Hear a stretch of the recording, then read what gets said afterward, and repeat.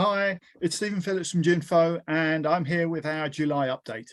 So I really want to start with the story that continues to grab all of the headlines, that one of generative AI, or GenAI, as I'm going to abbreviate it to in this bulletin. It continues to be a massively hot topic, attracting a lot of media attention, and we've really started to see some significant and material movements in the market and the provision of these services. Major companies like PwC and Accenture have both made significant investments in the technology in the last few weeks, which really signals, really where this technology, I think, is headed at the end of the day. But the key critical question that we keep getting asked is, well, what does Gen AI mean for my organization? And, as an information manager, what are my stakeholders thinking about this, particularly the more senior people within the organization? Well, McKinsey recently actually released a paper that actually might help with this question.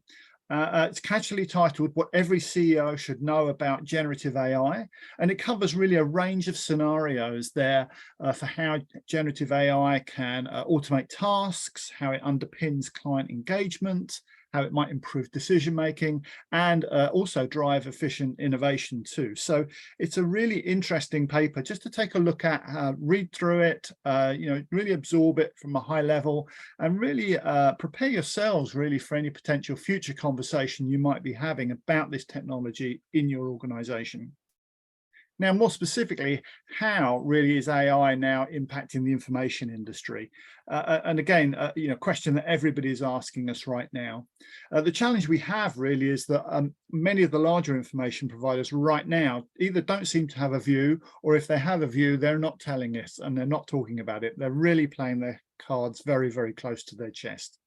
So one of the few that has broken cover is Bloomberg. And at the end of March, they released a research paper about Bloomberg GPT. Now, this is using OpenAI technology. It's a large language model, which they claim is using over 50 billion parameters. So it's an enormous model. And interestingly enough, the head of Bloomberg's machine learning product and research team echoed a sentiment that we heard in our earlier community session, which was that the quality, and I quote, "the quality of machine learning and NLP models comes down to the data you put into them."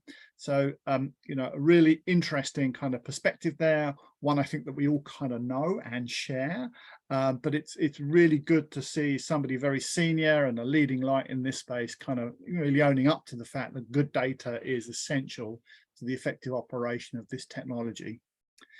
So whilst large players are, kind of playing these things very, very close to their chest, what we are seeing is the emergence of a whole range of niche providers, perhaps slightly less risk averse than their bigger cousins. And they are really actively looking to explore the technology and exploit the technology and see what it can do for their business. What this, I guess, means medium to longer term is that it feels like that there's going to be some acquisitions and some consolidation within the industry going forward, something that I guess that we're all become very, very familiar with, because I suspect a lot of the larger players, rather than make an investment of hundreds of millions of dollars in their own solution, probably will elect to actually buy and acquire products from those more nimble solution providers rather than build their own. So buy rather than build strategy. And in fact, that sentiment has been recently reinforced because Thomson Reuters recently actually announced the acquisition of Casetext, which is a Gen AI platform, and effectively kind of proving the point. So, we will see how that kind of plays out over time. But certainly, it's going to have an impact. It's going to make a difference to us as an industry.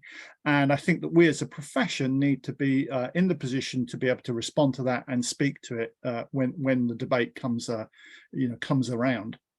To help with that, we've accelerated our program on the impact of AI, and we have now in the final stages of closing out arrangements for the July 20th community session, when we'll be joined by two CEOs or CEOs from two companies promoting and using Gen AI to support their business. and they're really going to come to the table to have a conversation with us about the benefits, the pitfalls, and the challenges associated with using this technology, as well as kind of a forward-looking kind of projections about how things might play out going forward.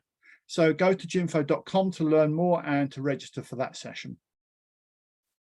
Now, in the meantime, we have been doing a lot of work in Jinfo around the News and Current Awareness Survey, which was concluded last month. We've been collating all of the responses, and we received 84 participants into the research, or contributions to the research, which actually is exactly the same numbers received back in 2019 when we last run the survey. The report will be ready in July, and all participants that contributed will receive a summary copy of the report, but please do contact us if you want to discuss a more bespoke cut of the data. Not ones to rest on our laurels, we're actually now moving forward with our next research project, and we're assessing the viability of doing some research into competitor intelligence in the pharma and the biosciences sector. This is very, very early stages right now, and actually we probably won't start the research until late in the third, if not early fourth quarter. And the main focus really will be on how competitive intelligence functions are organized in the sector, the activities that they actually perform, the skills and training needed for the staff to fulfill that requirement, and how competitor intelligence databases and suppliers are being used to drive impact. So please contact us if you want more details about that research, or if you would like to participate. As ever, if you have any questions about Jinfo, our products or our services, please do let us know.